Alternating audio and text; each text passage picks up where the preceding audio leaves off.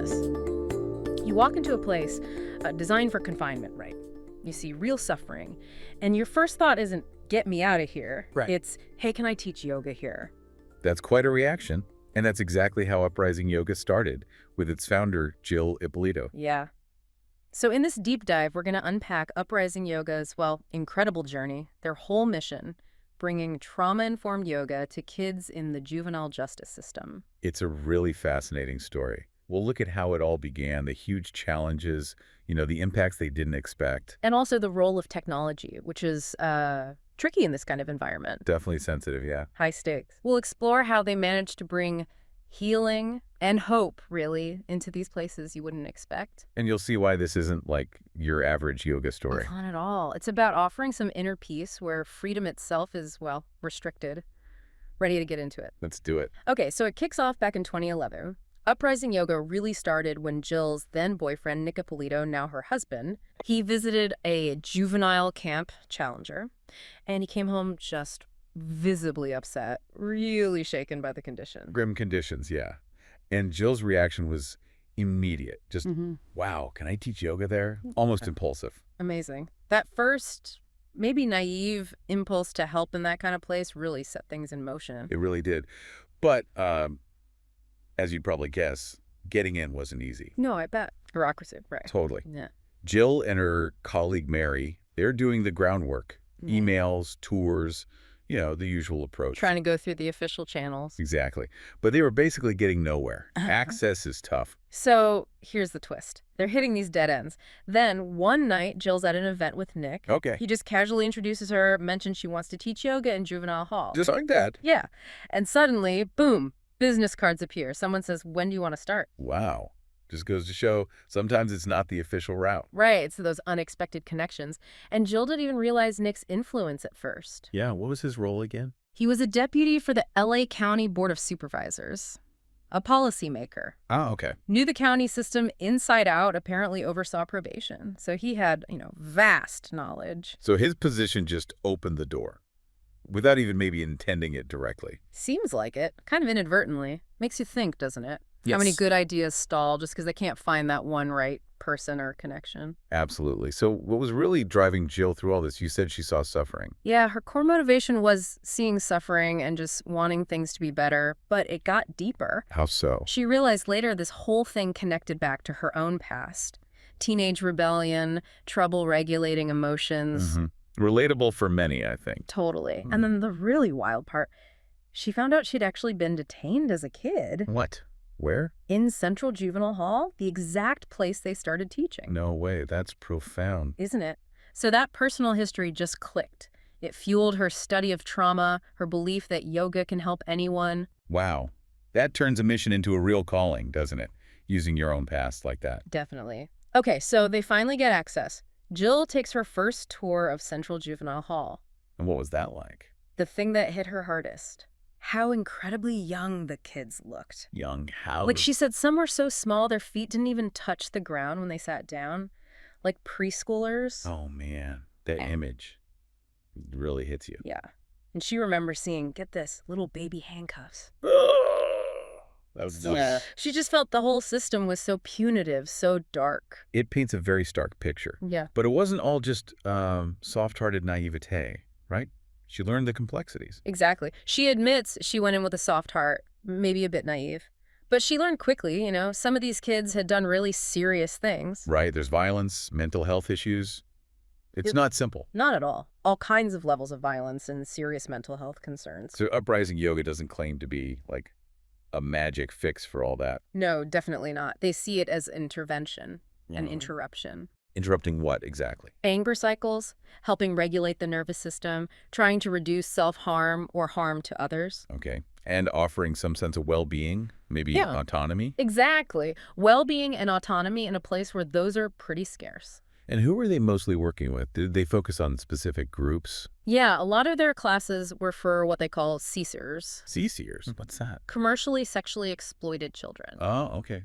Kids have been through unimaginable trauma. Unspeakable violence, yeah. Stuff they'd often normalized, tragically. So for them, these classes must have been something else entirely.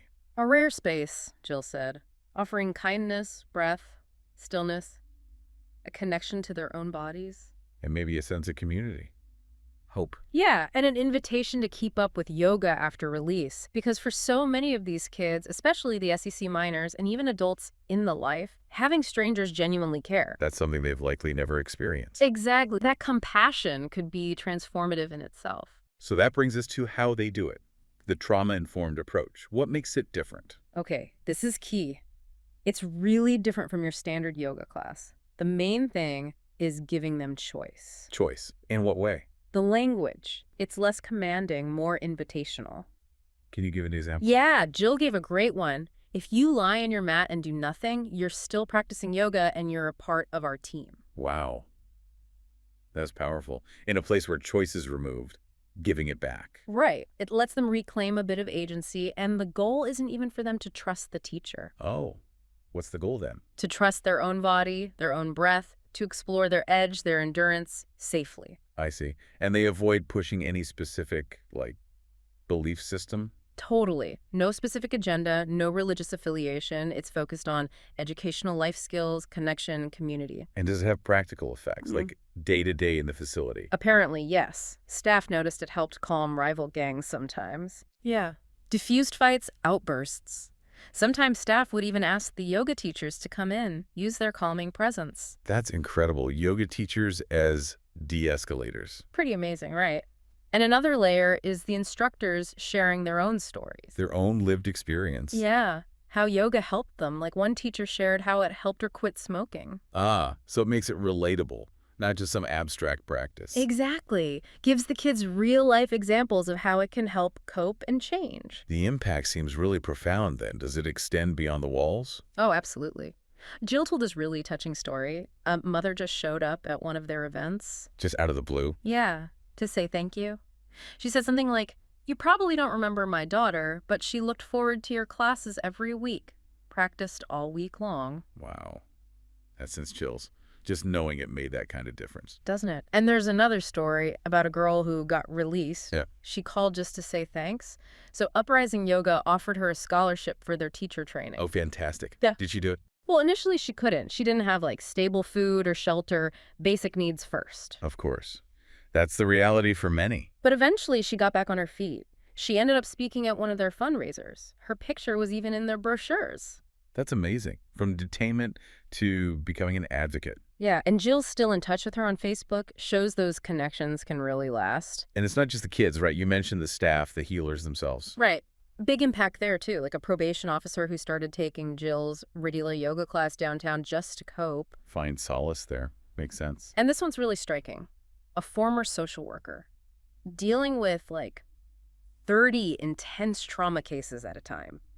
Needed her own psychologist. Wow, that's immense pressure. She quit that job to become a full-time yoga teacher. You're kidding. Because of yoga. Yeah. She said yoga helped me cope with the stressors of social work. That speaks volumes. It shows the healing isn't just for the youth. It ripples outwards. Supports the whole system, in a way. Exactly. Sometimes you need to heal the healers, too.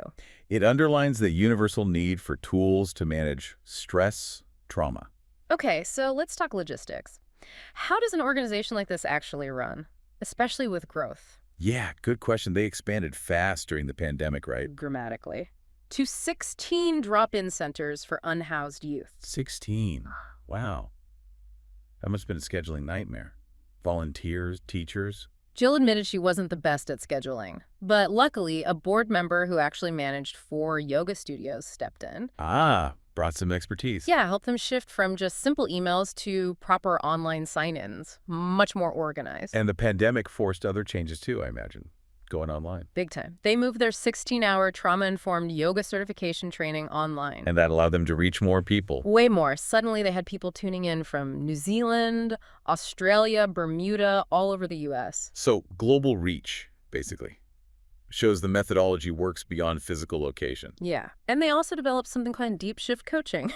Small group coaching, helping others start similar programs or just integrate healing practices in their own work. Interesting. Spreading the knowledge. Yeah. And funding, how do they keep it all going? Trainings, fundraisers, those are key. Yeah. But here's the really exciting recent development. Oh, huh? They just signed a contract, like last week, with the probation department To do what? to bring yoga back into juvenile hall, but this time with paid teachers. Paid. That's huge validation. Totally. 7 teachers, specifically designated as independent contractors. It's a big step. It really is. So thinking about the future and technology, where does that fit in? Right now it's email, sign-ins, Yeah. fairly simple, Pretty simple, yeah. But Jill has ideas, like for evaluations. instead of paperwork. Exactly. Imagine if students could just use their phones to sign in, answer a few quick questions much smoother. Efficiency? And maybe streamline check-ins for entering facilities, like those airport screener tags. Less hassle. It makes sense. But there's a balance, right? How do you keep it human, relationship-based with more tech? That is the crucial question. And looking bigger picture, you can see potential for tech in the whole juvenile justice system. Like what? Mental health tech, educational tools. Yeah, mental health apps, better educational platforms, communication tools, stuff that could really make a difference. But then you hit that issue of digital equity. Absolutely critical. You bring in tech, you have to make sure you're not leaving the most vulnerable kids further behind. Right, those without easy access or the skills. So it's about finding that balance, using digital innovation smartly, but never losing that core of authentic relationship-based service. That human connection that's so fundamental to what Uprising Yoga does. Exactly. So wrapping up this deep dive, Uprising Yoga's journey is just, pretty inspiring. Bringing compassion, real healing tools into these incredibly tough places, overcoming huge barriers. Systemic ones, even personal ones from Jill's own past. And that question they pose is really powerful. If it's not yoga, what is it? Right. And the idea that follows, we all have trauma, we all are overcoming something. It makes it universal. It does. So here's something to think about. That need for relief for managing tension and stress, that applies to all of us, right? To your life. What could your personal sit, breathe, and feel practice look like? Doesn't have to be yoga, but what is it for you?